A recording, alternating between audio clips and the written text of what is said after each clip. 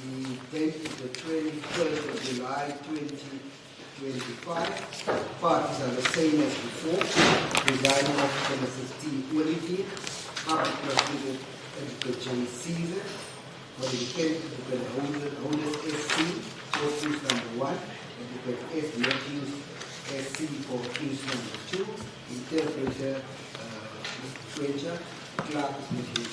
Main. This matter has been set down today.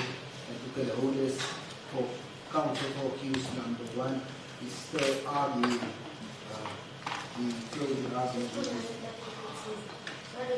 During court session, you will still vote. Thank you. Yes, I'm also in possession of the request for further particulars. I have gotten a copy from Ms. Cullett's representing accused number 2. I'm also requesting leave to hand same up before the arguments proceed. Thank you.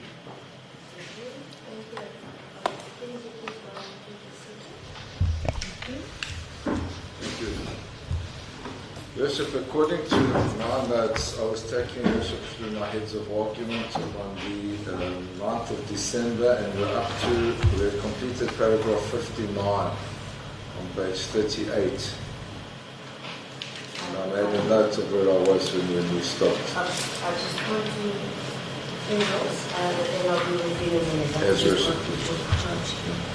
And just for the record to state that the court was in session by 9, the state, the defense and the accused was present. Our court machine was working.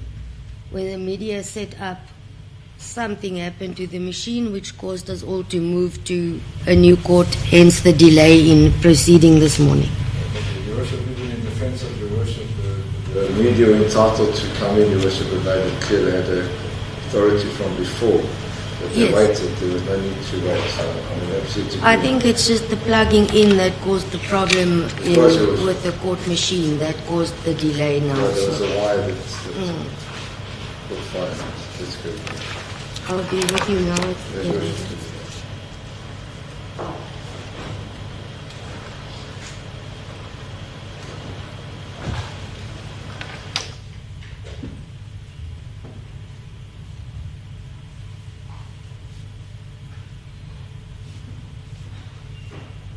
Sorry, for the record, Advocate Matthews, the defense also ready to proceed.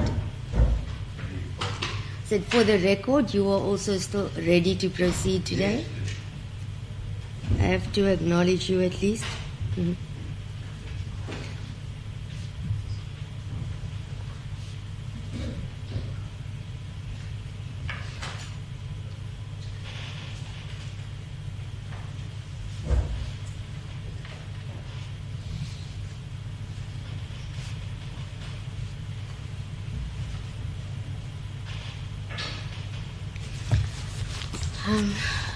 Just to hear from everyone present and just to note that I now indeed have, thank you to Advocate Collins, the request for further particulars which I have been requesting from the beginning of the matter. I will now attach it to form part of the record.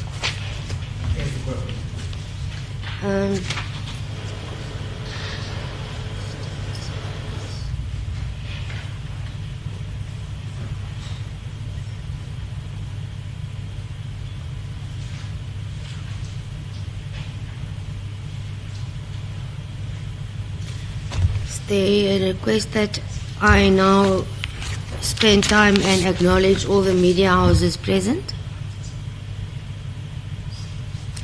Okay.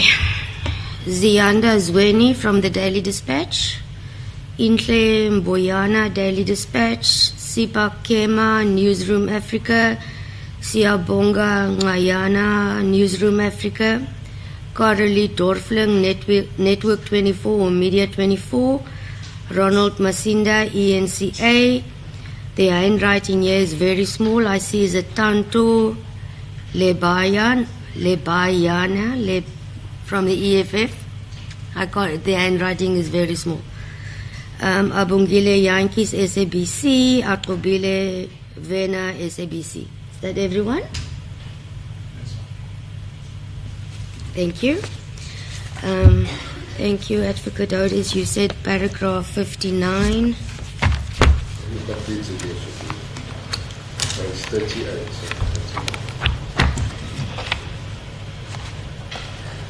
Have we got it?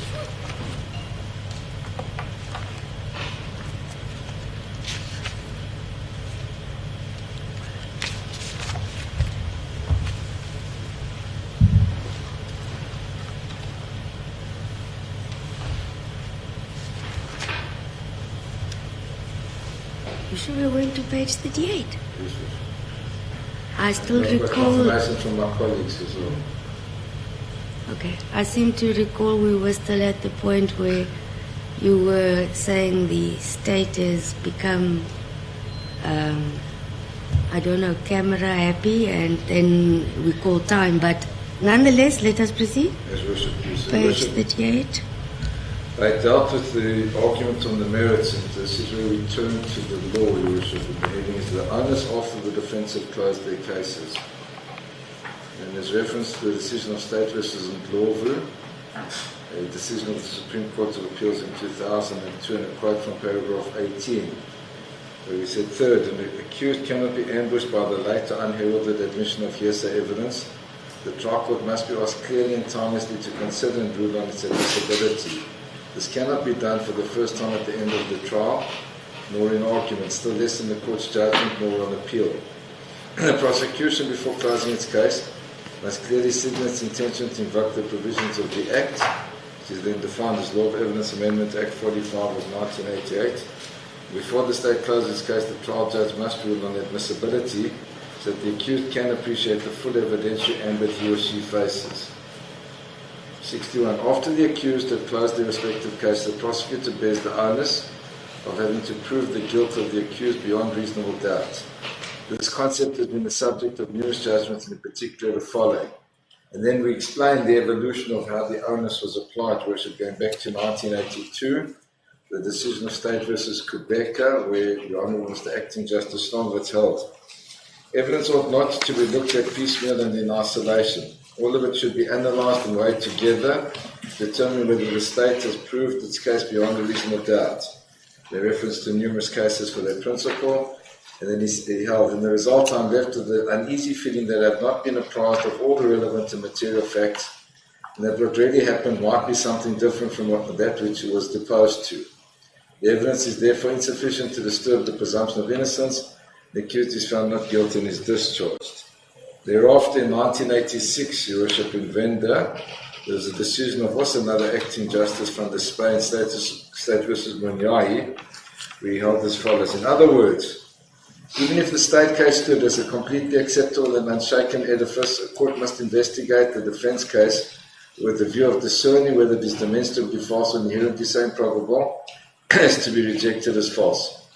There is no room for balancing the two versions, i.e. the state case as against the accused case, to act on preponderances. This is clear from the next case to which Mr. Bursey refers, namely State versus Singh Supra, in which their lordships held that in criminal cases where there is a conflict between the evidence of the state witnesses and that of the accused, it would be quite impermissible to approach the case on the basis that because the court is satisfied as to the reliability of the state witnesses, it therefore must reject the accused's evidence. It is held that the proper approach in such a case is for a court to apply its mind not only to the merits and the demerits of the state and the defence witnesses, but also to the probabilities of the case.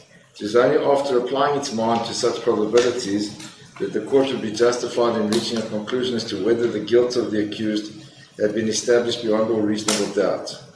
Then, as I said, there's a development to 1999 in State versus Van der Meyden, where Mr. Justice Nugent disagreed with that approach and held that the onus of proof in a criminal case is discharged by the state if the evidence establishes the guilt of the accused beyond reasonable doubt.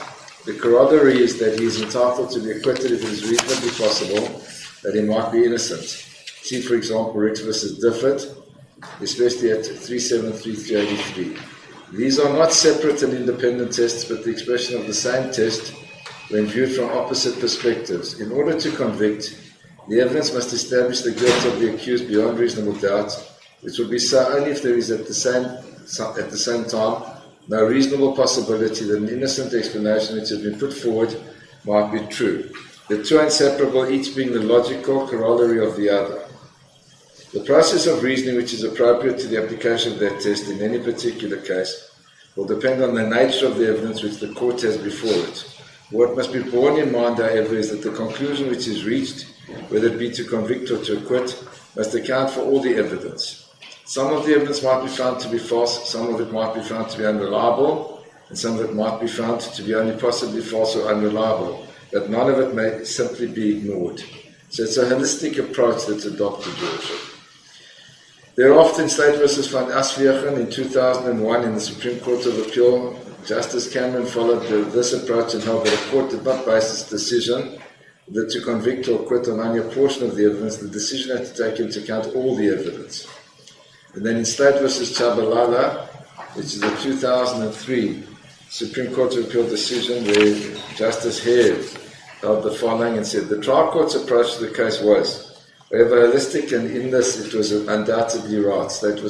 Van Asvegen. The correct approach is to weigh up all the elements which point towards the guilt of the accused against all those which are indicative of his innocence, taking proper account of inherent strengths and weaknesses, probabilities and improbabilities on both sides, and having done so, to decide whether the balance weighs so heavily in favour of the state as to exclude any reasonable doubt about the accused's guilt. The result may prove that once a scrap of evidence or one defect in the case for either party, such as the failure to call a material witness concerning an identity parade, was decisive, but that can only be an ex post facto determination, and a trial court and counsel should avoid the temptation to latch on to one apparently obvious aspect without assessing it in the context of the full picture presented in evidence. Once that approach is applied to the evidence in the present matter, the solution becomes clear. In State v. Traynor, another Supreme Court of Appeal decision that was delivered by Justice Nafsa, he held that a conspectus of all the evidence is required. Evidence that is reliable should be weighed alongside such evidence as may be found to be false. Independently verifiable evidence, if any, should be weighed to see if it supports any of the evidence tendered. In considering whether evidence is reliable, the quality of that evidence must of necessity be evaluated as must corroborative evidence, if any. Evidence, of course, must be evaluated against the onus on any particular issue. In respect of the case in its entirety, the compartmentalized and fragmented approach of the magistrate is illogical and wrong. In dealing with the requirement when assessing a claim of private defense that there must be a reasonable connection between an attack and a defensive act, Statement in Criminal Law 4th edition states the following at 107.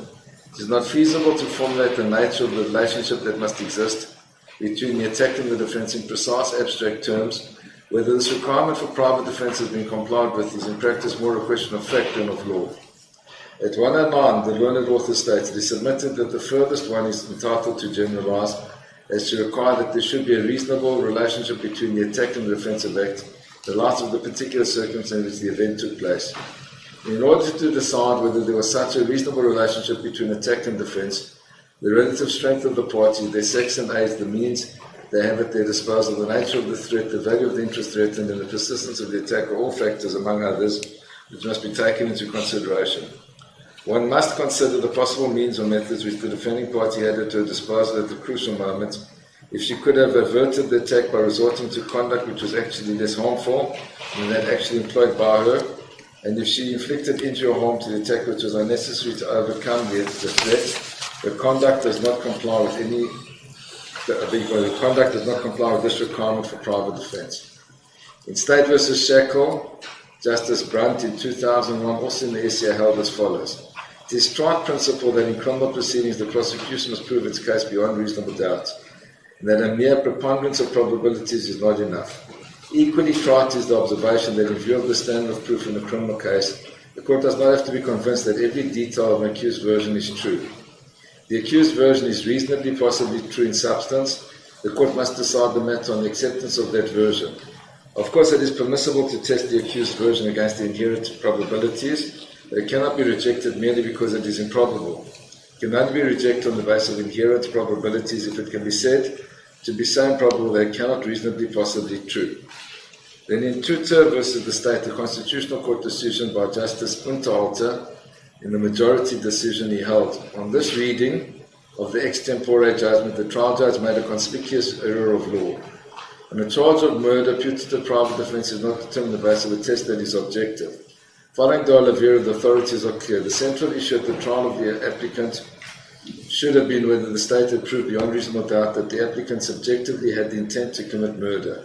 If it was reasonably possibly true that the applicant entertained the honest but mistaken belief that his life was threatened, that he was entitled to act in private defense, then the state would not have proved its case. The reasonableness or otherwise of the applicant's belief is not relevant to this inquiry. It is relevant to the question as to whether the applicant was guilty of culpable homicide. The trial judge's invocation of an objective test for putative private defense was an error of law, one that is fundamental to the soundness of his findings as to the guilt of the applicant on the charges of murder and attempted murder. What this illustrates is that the trial judge did not have the applicant's state of mind at the forefront of his assessment.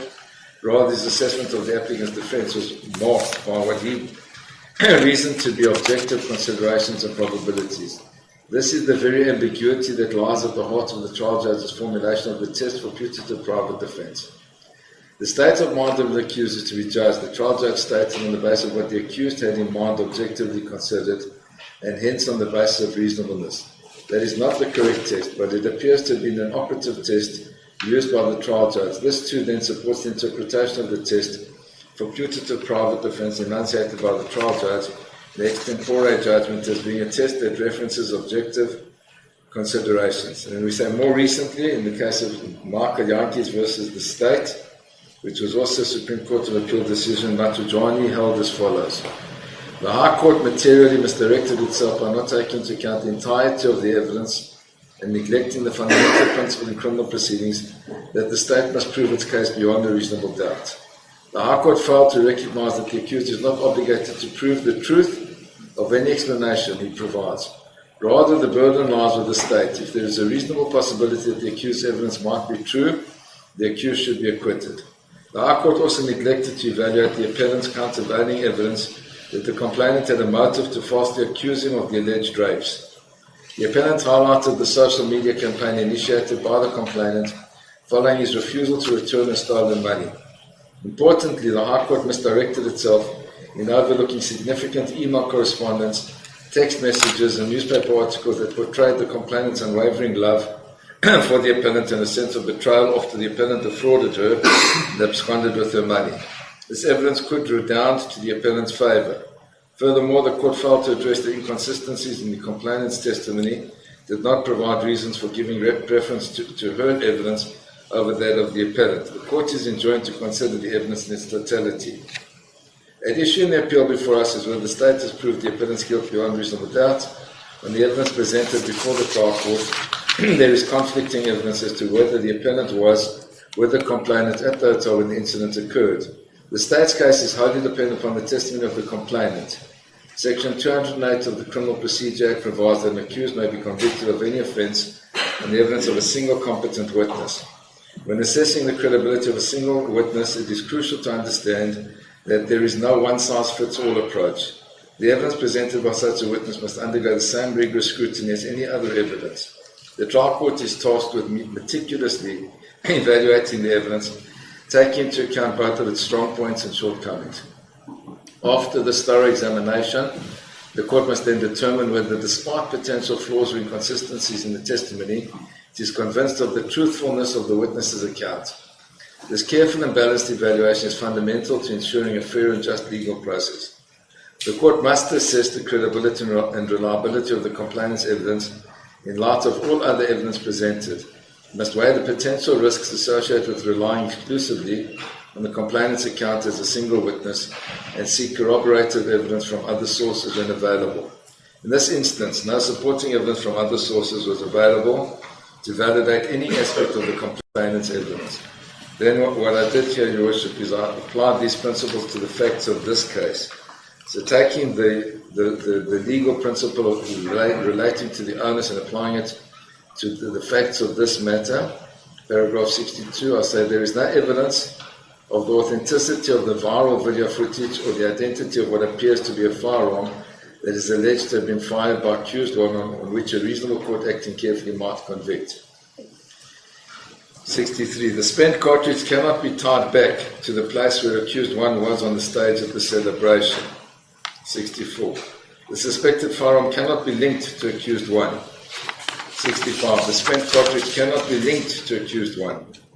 66. Nobody reacted in fear in response to accused 1's conduct on the stage, in the stadium during the celebration. 67. None of the 5 South African Police Service members on the stage in the stadium during the celebration saw anything untoward on the part of accused 1 on the stage in the stadium during the celebration. 68. There is no indication of any physical damage caused by any live rounds having been fired by accused 1 on the stage in the stadium during the celebration. 69. There is no proof that the spent cartridge that was found on 30 July 2018 was actually fired at the stadium on 28 July 2018. And then in the conclusion, in paragraph 70, I say, due regard being had to all of the above detailed submissions, it is finally respectfully submitted that the accused 1 ought to be acquitted.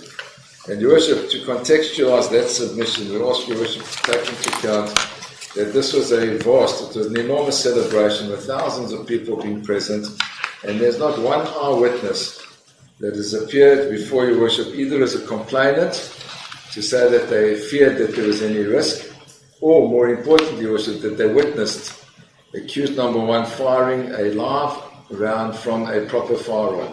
Not one person of those many thousands that were there. And therefore we say that fact in itself, Your Worship, should militate against any possibility of a conviction, and that the accused ought to be acquitted of all the charges.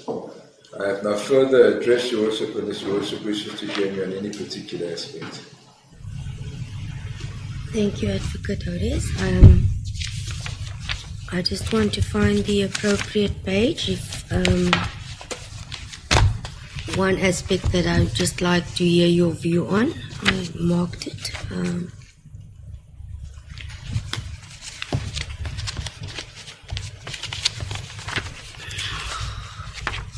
Sorry, I'm just looking for the relevant page. Here we go.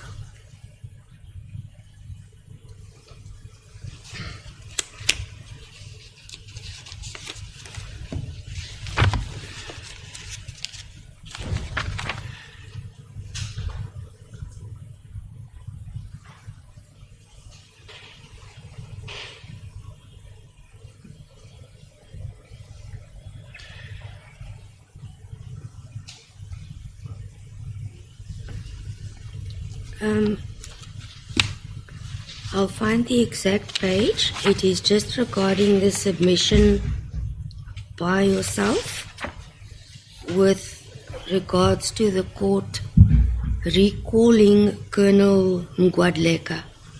I think that aspect was put to rest, and on the 30th of January 2024, when the court made available the recording to the state, yourself, and Advocate Matthews, we returned to court, and it was then agreed on he was excused or for follow-up questions by court's questions, but not recalled in the sense of being recalled. And I just want to clarify or rectify that submission. That's paragraph 4.9 of my heads of Yes, exactly. And I know from preparing for here that the brackets don't close, Your Worship. But I said, and I made it very clear, Your Worship, because I'm in respectful agreement with Your Worship. Your Worship said, I've put here from line 3, you'll see where the brackets begin. We're subsequently called by the magistrate to clarify certain aspects of his testimony. And then I say, which resulted in him effectively testifying twice. But the point is, Your Worship, that it was to clarify aspects, and Your Worship had reserved the right to do so, and that's why Your Worship refused to recuse yourself, and I abide by and respect that decision, Your Worship. I've taken issue with that. I will follow these reasons.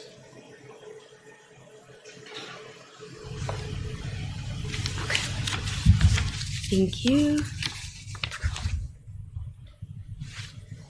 That was the only aspect I wanted to clarify. No difficulty as an officer of the court clarifying that Your Worship had said that witness may be called by the court to clarify the later stage. That's precisely what then did happen, Your Worship. Thank you.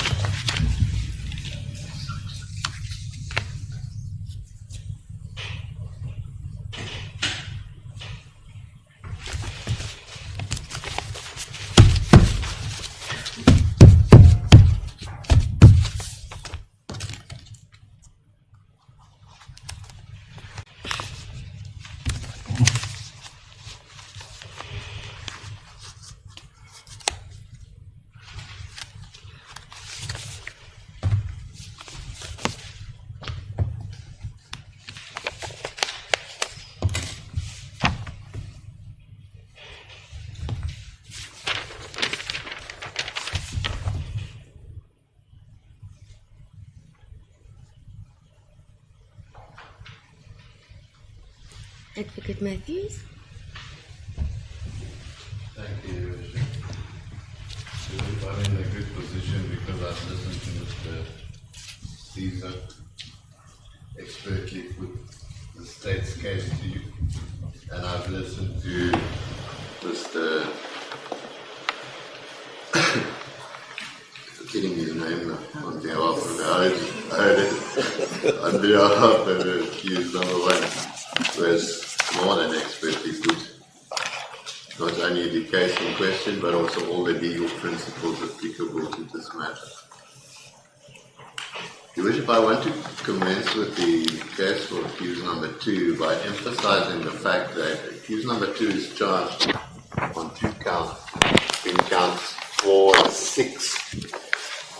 If we look at count 4, is an alleged contravention of section 120 sub 3c, where it is alleged that on the 28th of July the accused had control of a loaded firearm, to wit a Norinco .223 rifle, in circumstances where it created a risk to the safety or property of the general public attending the 5th Economic Freedom Fighters celebration, and unlawfully failed to take reasonable precautions to avoid the danger. Now, unless I've been sleeping, which is possible, I've heard no evidence whatsoever that can substantiate this particular count. The state itself has conceded in its heads of argument that it cannot substantiate a conviction on the fact that accused number 2 handed over a firearm to accused number 1. Added to that, there is absolutely no evidence at all that he was in possession of a loaded firearm, a Norinco .223 rifle, in circumstances where he created a risk to the safety or property of the general public. A learned colleague for accused number 1 has addressed you on what happened on the evening in question. I think we need to just step back and look at this objectively from afar. We are here to assist Your Worship in arriving at a proper decision in this matter. The Economic Freedom Fighters is a registered political party in South Africa. It had a right to engage in the celebrations as it did on the evening in question. I think we need to understand that it simply did not rock up at the stadium, pitch up a tent, and start a shindig. A joint operation command had been established prior to this, which encompassed numerous police divisions and obviously even paramedics. There were 20 to 30,000 at least people present on the scene who had come for the celebration. And as we have seen, there were quite a few prominent people who were present even on the stage on the evening in question. Long after the chants of KGB had disappeared into the night and the dust had settled, not one person came forward to lay a complaint about what had happened on the evening in question. Instead, the police picked up a video on social media which allegedly depicted accused number 1 firing what they claimed is a firearm into the air. And from there on, an investigation ensued. In fact, the police themselves are the complainant in this case. Why I emphasize that is looking at count 4, where it is alleged that, firstly, that accused number 2 was in possession of a loaded firearm, this Norinco, in circumstances where it created a risk to the safety or property of the general public. Nobody has come forward to testify about this. and the state's concession that it cannot justify a conviction on the basis that accused number 2 handed any firearm at all to accused number 1 is well-founded. I do not think it is necessary for me to go into this any further, because I honestly believe that the court is not in a position, the state is not in a position to request a conviction on this count. Count 6. Contravention of our section 120(10) of the Firearms Act alleges that the accused did unlawfully supply or in any other manner give possession of a firearm, to wit a .223 Moringa rifle and a Remington bullet, to Julius Malema, being a person who is not allowed in terms of the Act to possess that firearm and ammunition. Now, again, the state has conceded that there is insufficient evidence to justify a conclusion, especially beyond all reasonable doubt, that accused number 2 in fact handed a firearm to accused number 1. In fact, the state is now arguing the opposite. It says that, looking at the viral video, which I will return to, it is clear that he was as surprised as everybody else by what happened on the stage, be that as it may. It is clear then, Your Worship, that with the greatest of respect, one would have difficulty in justifying a conviction on this count. Because this is such a wide definition, and Your Worship is quite correct in the section 174 in a sense that the definition of this particular offence does not only mean that you physically handed over the firearm to another person. It could be that you supplied in any other manner the firearm to him. That is why, Your Worship, long before this case was even contemplated, the state was requested to indicate on what basis it is alleging the accused contravened this particular section. It is not within my nature to apply for further particulars, but it is necessary in this case. I think one can see it, that we need to know exactly why you're saying he contravened this section. The state replied that he had physically handed the firearm to Mr. Malema, and my learned friend clearly, to give him credit, has justified that he cannot support a conviction based on this. Based on Your Worship's judgment in the section 174, if I may just get to this point, because my learned colleague in his heads of argument and argument before court has indicated a puzzlement, if I may call it that, as to why Mr. Martin Hood was called to testify. Now, in any other manner, give or supply, as Your Worship pointed out in the section 174, we were taking a too narrow interpretation of the physical handing over of the firearm. That was because Your Worship was not in possession of the further particulars at the time. Mr. Wood testified that he, as an attorney, was intricately involved in tactical security services. He was the person who did all the firearm applications. He testified that Mr. Clement Ndluli was the responsible person for the company, and that this firearm was, in fact, booked out to one Larry Mavundla. It had nothing to do with accused number 2.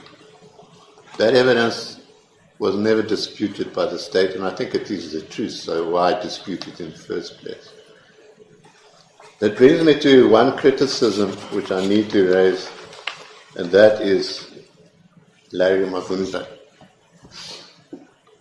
Your Worship, if anybody could have answered in this particular case as to why a firearm which is allegedly linked to a cartridge case found at this particular stadium, if anybody could have answered to that, it would have been Mr. Larry Mavundla. Now, I don't think my learned friend meant it in the sense as he said it when he was cross-examining accused number 1.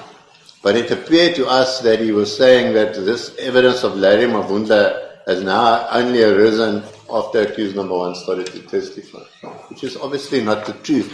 Because if you look at the further particulars, the state in its further particulars alleged and stated that Larry Mavunda was the person to whom the firearm was booked out. He was present in East London on the night in question. He was present at the stadium on the night in question. And as accused number 1 has testified, he was on the stage standing right next to him. The difficulty I have with this is I'm failing to understand why the state did not engage Mr. Larry Mavunda.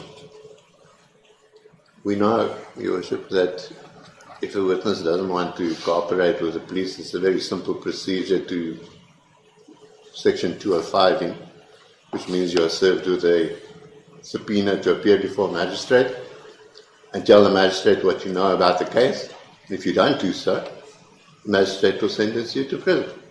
It's a simple procedure such as that.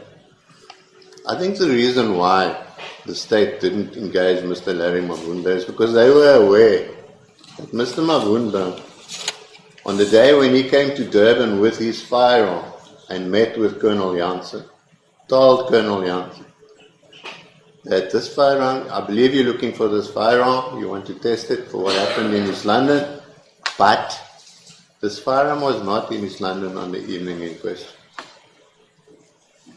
Now, Colonel Janssen was at TSS to do a security check on all the firearms. He was in fact a very good witness when he testified. I don't think any of us challenged what he was saying.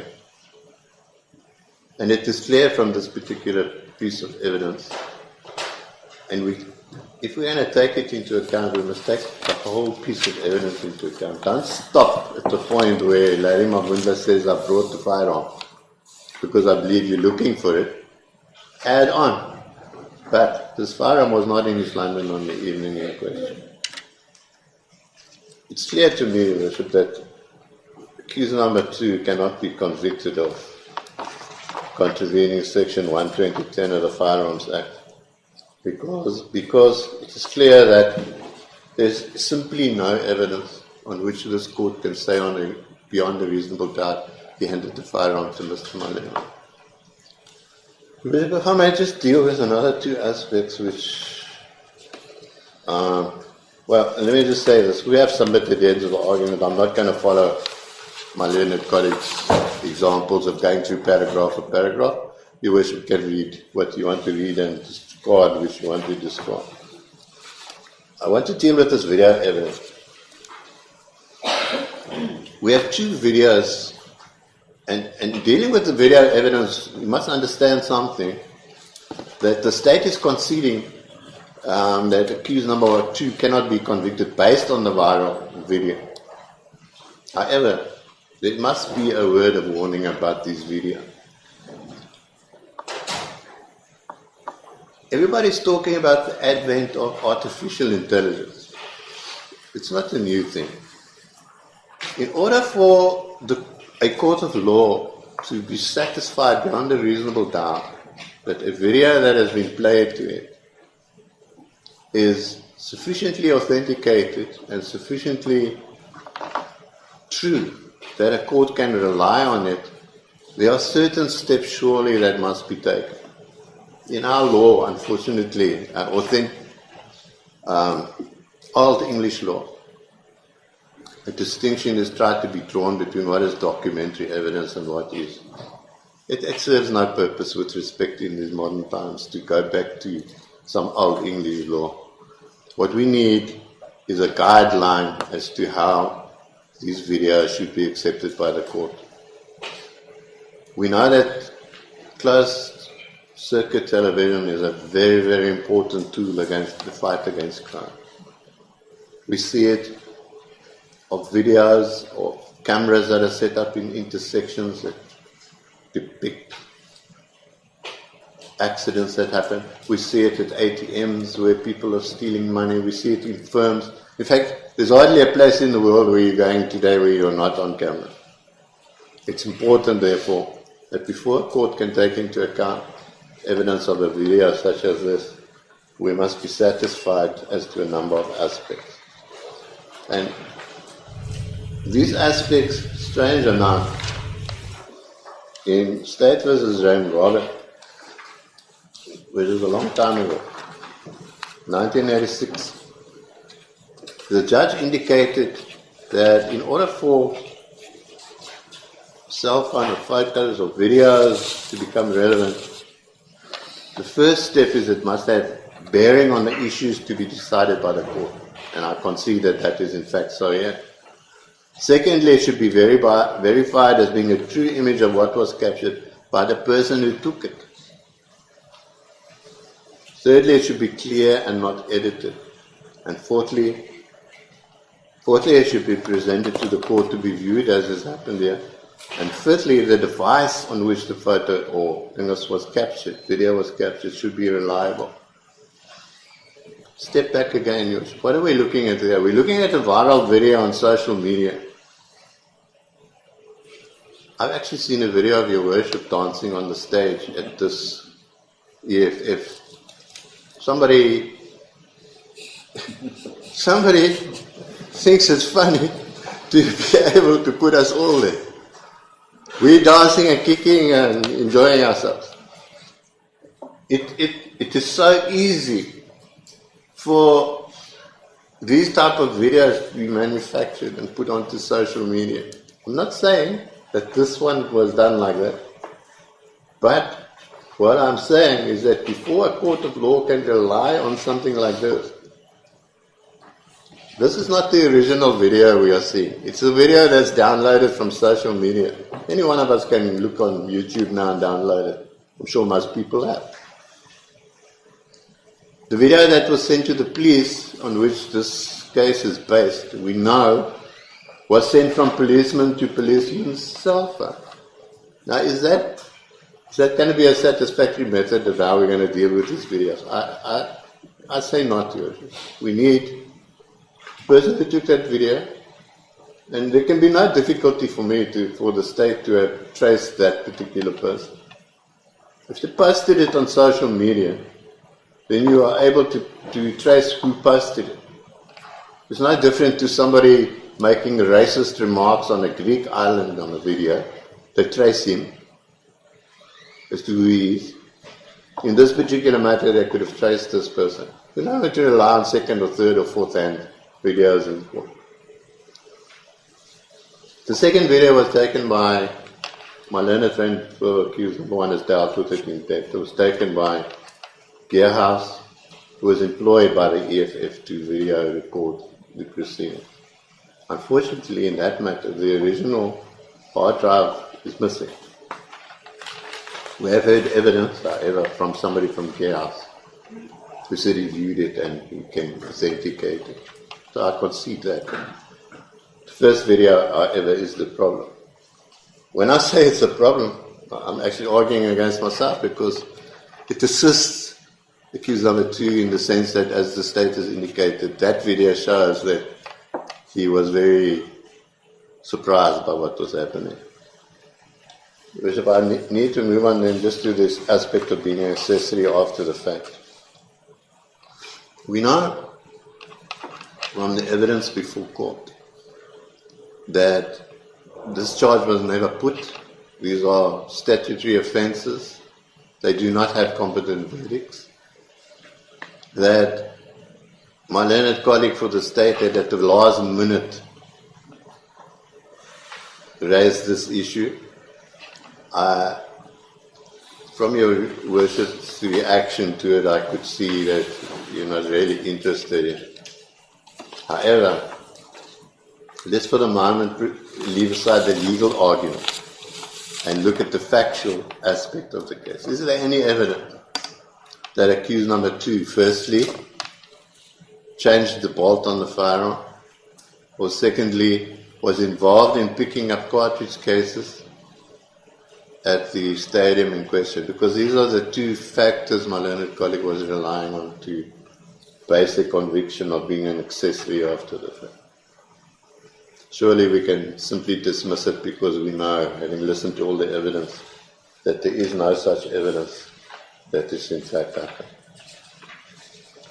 Frustrating part of this case for me has been the evidence presented on the ballistic side of this particular matter. When the gun fires a cartridge, it imprints certain marks onto the cartridge case. From the firing pin, the breech face, the extractor, the ejector, the chamber marks. We know that it's established that this is in fact what happens when a cartridge case is fired.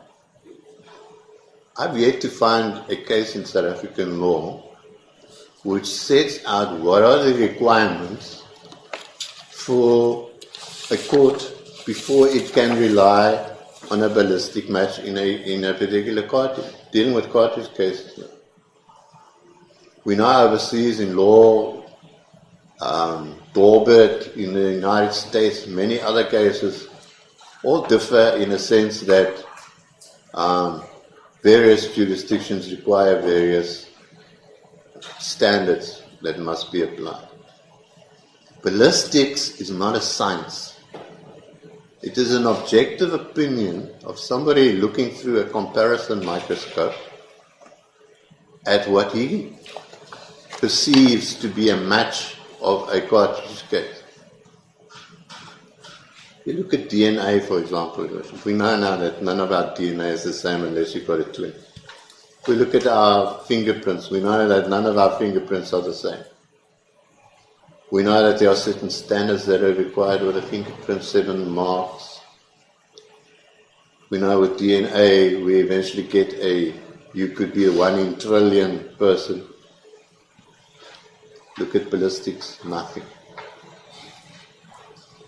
I'm concerned in this particular matter, this cartridge case that was allegedly found on the scene.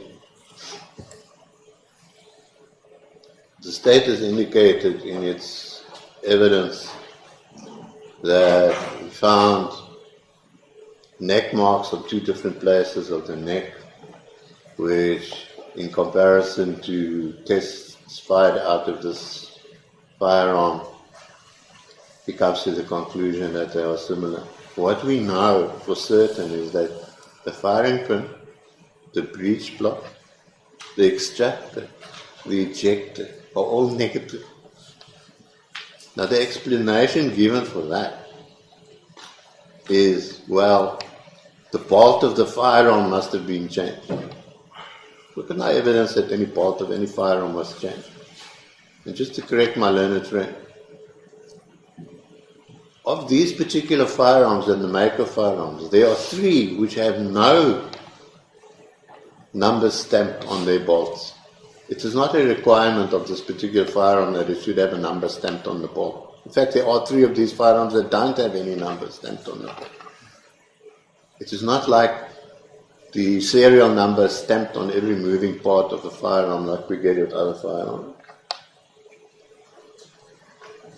The conclusion the court would have to draw from this is that the evidence of the so-called match of this cartridge case is of such a strong evidence that all the other negative parts of the firearm, in other words, the extractor, the ejector, the firing pin, you can ignore that. The manner in which the state presented this evidence is also of concern to me. A court of law is not there to simply accept what an expert says. The expert can't usurp the function of the court. There needs to be an explanation as to how you came to your conclusion. You can't simply hand up court charts. You've got to take those court charts and explain how you came to that conclusion so that the court can be satisfied that the manner in which you came to the conclusion is satisfactory to find beyond a reasonable doubt that that firearm fired that particular cartridge case. We know that the cartridge case was found. I see, and mean no criticism, but in your 174 judgment, your worship has indicated the cartridge case was found close to the point where it was fired. It was not found close to the point where it was fired. It was found in a tent some distance away. We know that that cartridge case could not have got there through the firing of the firearm. It is too far away. The firearm ejects, we've got all these tests that were done by it. The firearm ejects a certain distance. We don't know how it got there. It could have been kicked there, it could have been landed there, it could have, when the people were cleaning up afterwards, it could have flapped with the tent and gone there. We've got no idea. The point I'm trying to make is that we've got a bit of a quantum leap here. We found a cartridge case and then we say it was fired by this firearm and then we say it was fired on that evening out of that particular firearm. In the absence of the man whose firearm it is, who's there on the stage, who the state could have called to come and testify or forced him in terms of Section 205, I don't think much reliance can be placed on this particular matter. It supports accused number one's version that the firearm he was using on the evening in question was not a real firearm.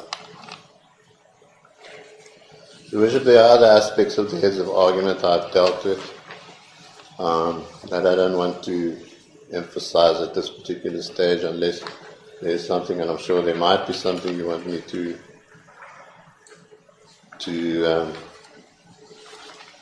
talk about.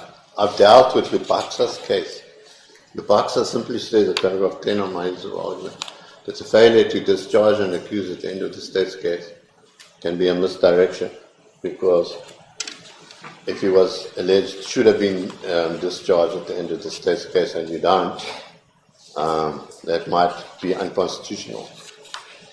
My learned friend has conceded at the end of everybody's case that he does not have a case against accused number 2 of handing a firearm over to accused number 1. He should probably have done that at the discharge stage. Unless there's something else that you want me to deal with, my submission is very simple. Reading the count 4 and count 6 and the requirements of those two sections before you can convict accused number 2, my submission is very simple, is that there's insufficient evidence to find him guilty in this case. Thank you. I'll remain standing unless you have any questions. I have none, thank you, definitely.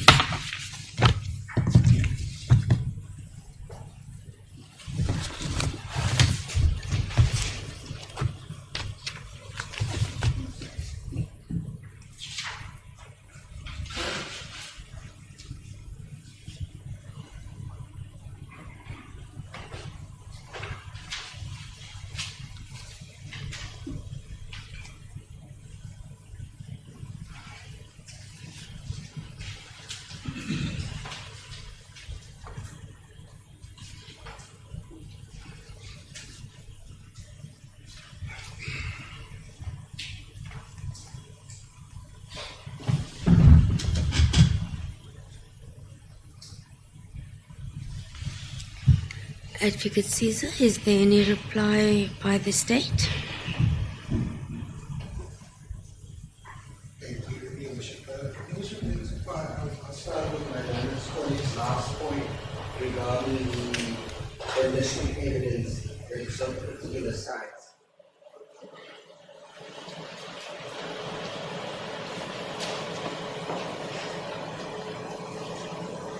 You should just remember that what Mecca's expertise is as far as firearms are concerned is there to assist the court to come to a particular decision to pass.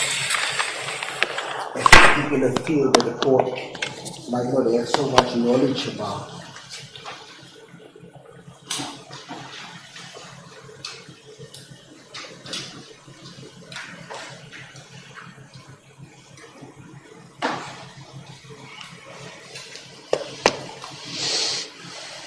And his evidence was clear in this regard that that particular spent cartridge case that was found 2 days after the incident was indeed linked to the SPA 249, which belonged to the company that accused number 2 is working on, is employed.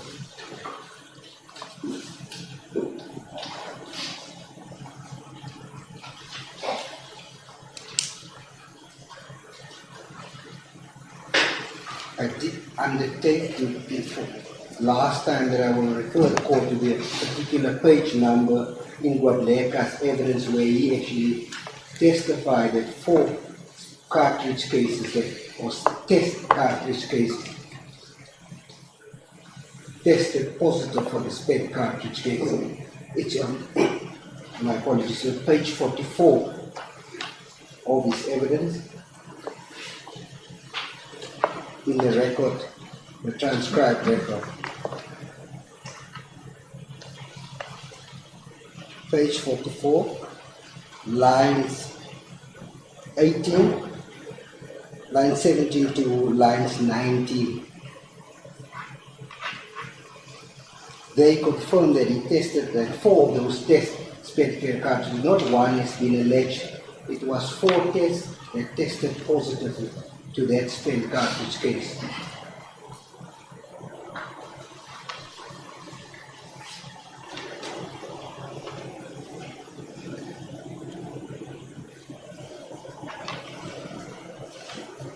There was also an issue that whether he testified, whether any peer reviews was done. If you look at the transcribed record, Guadaleka confirmed that on page 37, lines 12. There's also other pages where in cross-examination where he was requested or tested on that, where he actually confirmed to them that there was indeed peer reviews done in respect of the test that he performed.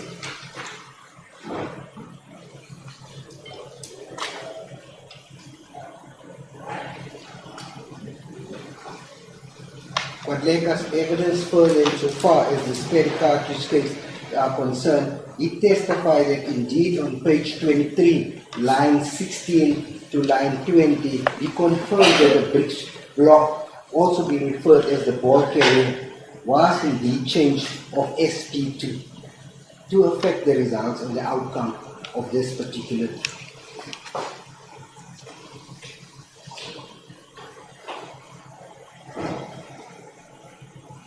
On page 61, under cross-examination, lines 10 to 15, Guadaleka again confirms that this part have been indeed changed. The ball carrier, which consists of the firing pin and all these aspects, that was already been mentioned by counsel for accused number 2. The ejector, the extractor, and so on. That he confirms that indeed it has been changed. That's why he had to go to the actual chamber. The chamber is where the neck of the firearm and the barrel is actually. It's very difficult to change. That's the one thing in the firearm that you actually need a gunsmith to change that particular part of the firearm.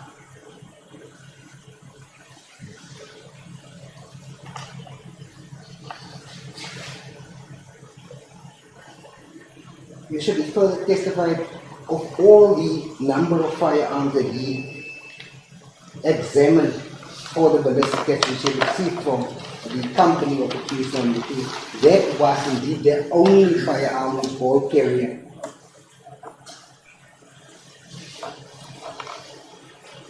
Has been changed. Not 3 has been mentioned, but that was the only one of the ones that he has tested or that was sent to the lab.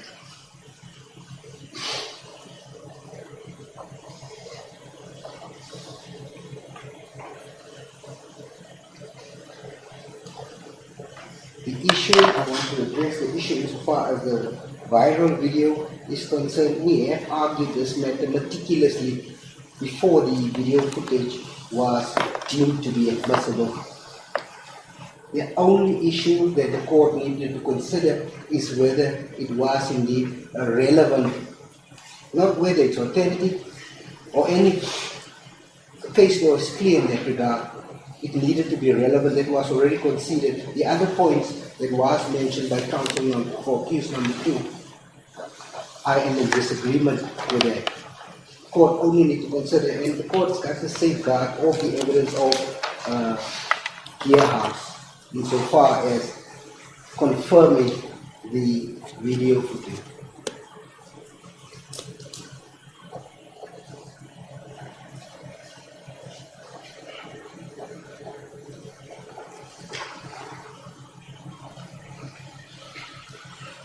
I take note of counsel's for accused number 2 argument about the AI and so on. This is not the case in respect of this particular video. As a matter of fact, it's not the contents from what I could see, not the contents, the actual video footage that has actually been disputed. Because they've relied, as I've already previously pointed out, they've relied on the exact video footages from both sides. Not saying, no, this is something wrong, this has been edited here and edited there. There was no such submissions made. And to make it at this point, it's rather pointless.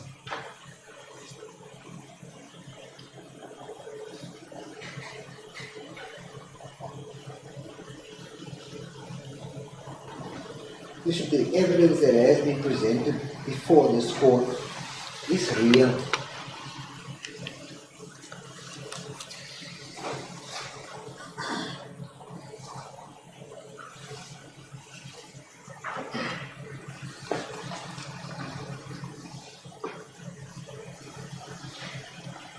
The issue regarding Larry Mabutla that was raised,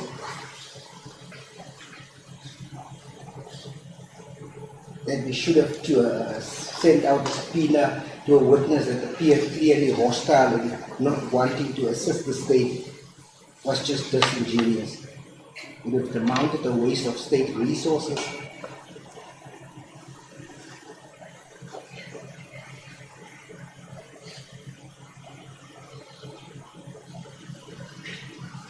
On this point of Mr. Mabulta, it is accused number 1's evidence that this firearm that was given to him, the toy one, that's as he's alleging, was indeed given by this particular Larry Mabulta, whom we know the firearm was booked out to on the night in question.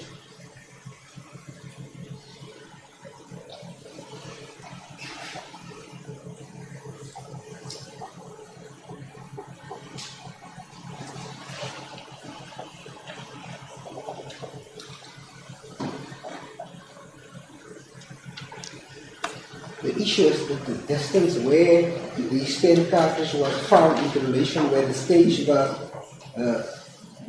is neither here or there. Our submission there is whether it was found on the roof or 15, 20 meters from the incident. Remember, these evidence, the stage was reconstructed in the evidence of Becker. So it wasn't an exact science that exactly that is where the stage, but the fact that it was found in such close proximity where the stage was erected originally, this is clear that that firearm was discharged on that night in question. If the court had looked at the timeline, the incident happened at late the Saturday evening, the 28th of July, 2018.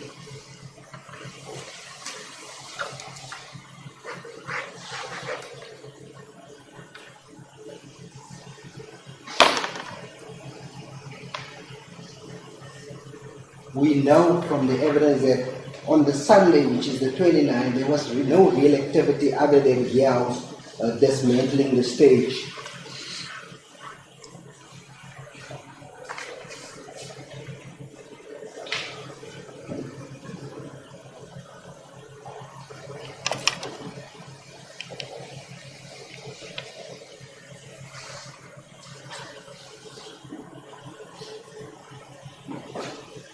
The following day, that was the Monday when the cleaners came up, that is when the spent cartridge space was found.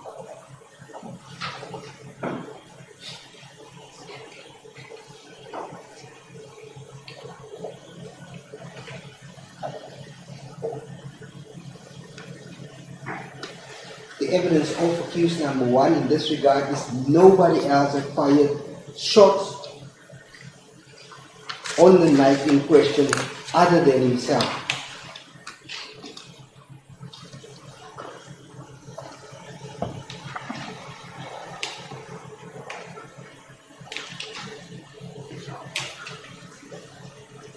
So on that basis, the state is submitting that its case had been proved beyond reasonable doubt. The court was presented with real evidence. Insofar as the video footage is concerned, the evidence relating to, I've already submitted that this is the best evidence the court would have ever gotten as to what had really transpired on the 28th of July 20. No witness would have been able to describe the incident, the clothing,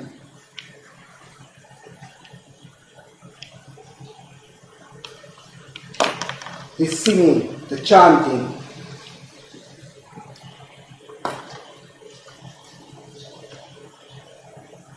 Who stood where accused number 1 was in relation to when he fired the shots.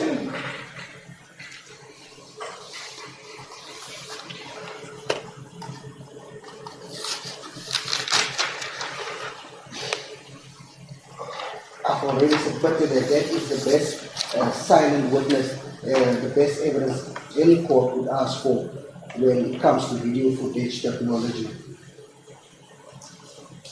There was also a submission made that nobody ran or nobody seemed to. It was clear from their video footage, the moment accused number 1 fired that shot, the first round of shots, people were running.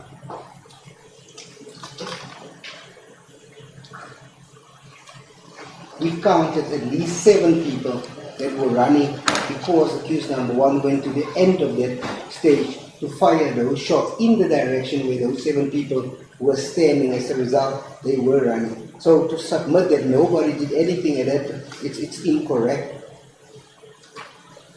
Yes, I've already submitted that we have gone through the evidence. If accused number 1 was innocent in any way, I would have made that submission, like I did in respect of accused number 2.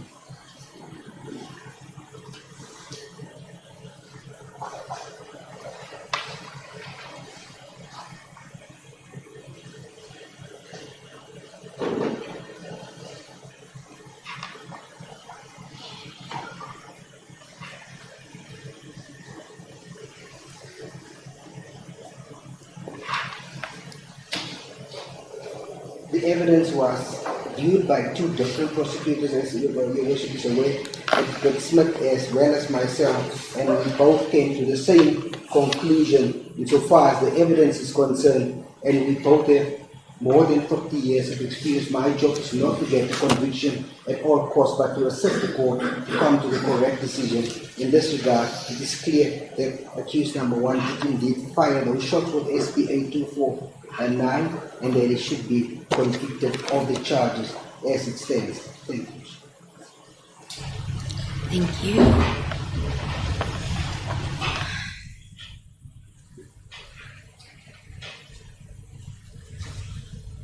I know you are eager to reply, although there's no provision for that, Advocate Odes and Advocate Matthews, but I will indulge if you so wish, but you say nothing. I see Advocate Odes. I will give you the opportunity, although it's not part of procedure. I appreciate the indulgence, Your Worship. I take issue with almost everything that my learned friend has said for the state. And I urge Your Worship not to be convinced by the manner in which he argues, excuse the pun, with conviction and in the eloquent manner that he put it forward. And I'll make my points very briefly, Your Worship. He said to Your Worship, the only firearm of accused 2 for which the bard carrier was charged, there isn't any evidence, Your Worship, that accused 2 has any firearms before this honourable court, or even that firearm can be connected to accused 2, and that was the evidence that was undisputed before this honourable court.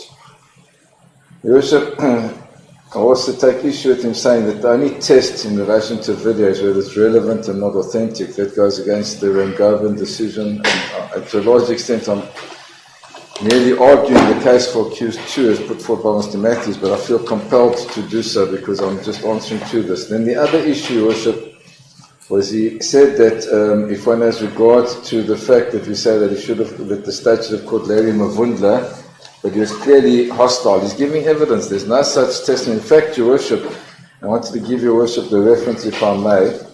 The captain's statement, Your Worship, is an exhibit before this Honourable Court. It's Exhibit C.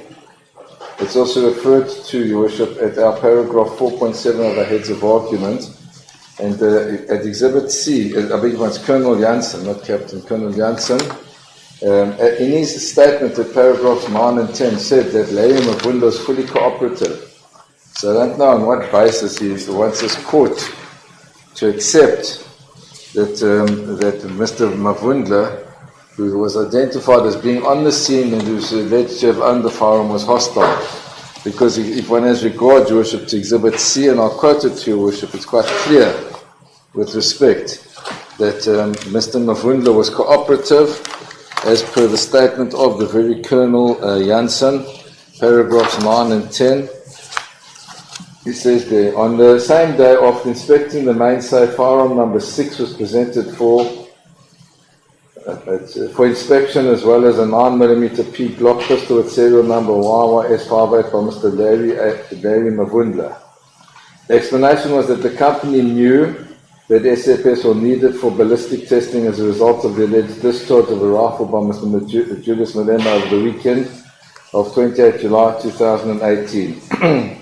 And then in 10 he says, the explanation given was, although the firearm was not in East London, on 2018-07-28, the responsible person volunteered this firearm as well as all other firearms in their possession for ballistic testing. So I don't know how one can infer from that that this was a obstinate or difficult witness or uncooperative. In fact, the opposite appears, because he seems to have assisted. Then my learned friend also argued, and now thankfully we're turning closer to accused number 1's case, that it made no difference where the cartridge was found. You only have to ask yourself, Your Worship, as in the tests enunciated in the case that I quoted, the corollary of that. Had the cartridge been found 1.2 meters to the right of where accused number 1 was standing, to his rear, then the state would say, look how it fits in with the trajectory and how easily it ties in. So I absolutely disagree with him, Your Worship. And then he says that according to the witness Becker, the stage was reconstructed. It was quite clear it was never reconstructed, Your Worship. I don't know where he came with that evidence. With respect, Your Worship, that's what I say, that one cannot, with respect, accept that. And then he said that the accused number 1 admitted that on the night in question that he was the only one that had fired shots. But that doesn't answer the question, Your Worship, because there's no proof that the cartridge arose on that very night. So it could have been there before, it could have come there after. There isn't even proof that that cartridge was shot. So it could have got there at any time or even been dropped there. There's nothing that ties in with that one fact. And that's why I ask Your Worship to have regard to the cases that we referred to which say that you must take cognizance of all the evidence, not just aspects that suit the state's case. Similarly, Your Worship, and this is the clearest example of my learned friends arguing with conviction, with eloquence, but not fitting into the facts, where he says that if number 1 was innocent, he would have made that submission like he did with accused 2. What did he do, Your Worship? He charged accused 2. When the evidence didn't substantiate it, he then changed his tack and said, I'll find him guilty as an accessory after the fact. That's not saying the man's innocent, let him go. And not once did he say that, Your Worship, and that's why I take issue with that statement, and I say that that's totally irrelevant, and it's not even a factor, because it's not the case, it's not borne out by submissions and arguments. Thank you, Your Worship.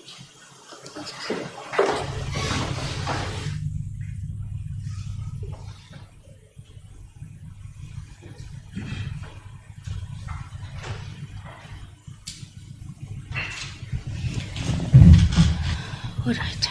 I'm happy to say we've reached the conclusion of everything, and now the ball will be in my court, and I'll have the opportunity to speak, but not today. So do we arrange a date in chambers? What do you prefer? Let's adjourn, Worship. Let's adjourn and arrange a date each year. Your Worship, we had set down 3 days. I know it's not attributable to Your Worship, so I'll take no issue. But I have my diary here, perhaps we can even arrange here, Your Worship. I have no difficulty. I have my diary here and can arrange a date in open court, Your Worship, rather than arranging, but I'm in Your Worship's hands.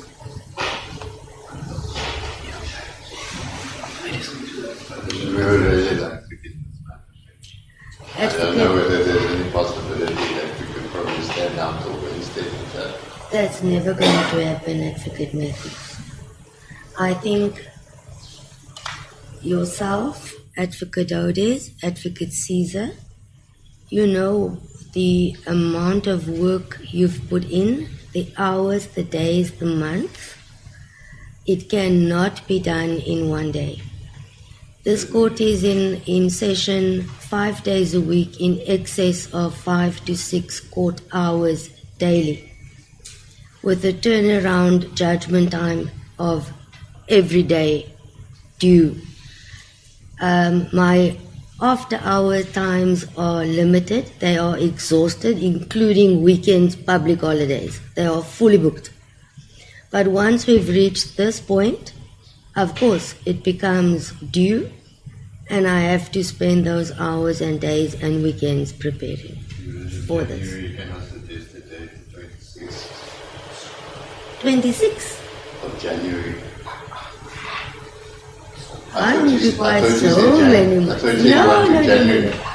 No. Now that it's due, you put in the work, but it cannot be done in one day. I think you can appreciate that fact. I hear that you would love it to be finalized, but I also need to address many aspects that have been placed on record. Sorry, we were talking about the 26th of January next year. Is it not so? Sorry, I thought you said January next year. No. All right, usually the only other time we'd open is from the 18th of August to the 22nd. Otherwise, then we are really going into next.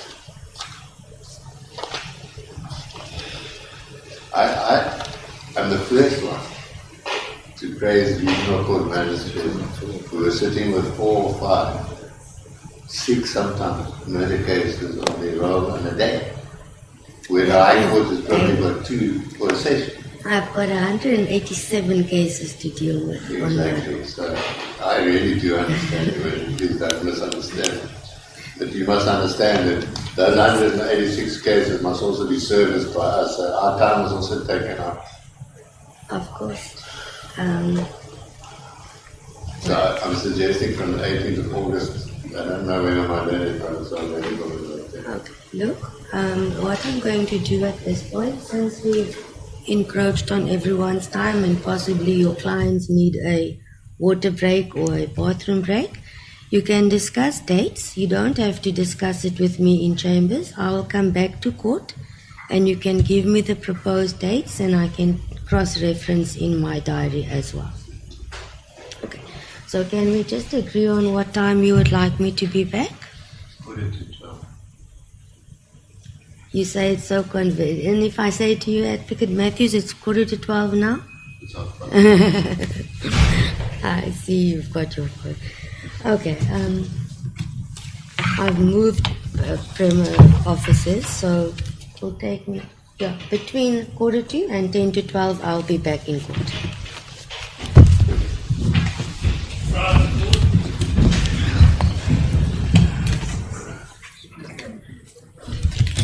Okay, I'll endorse it now. Thank you. Court will adjourn.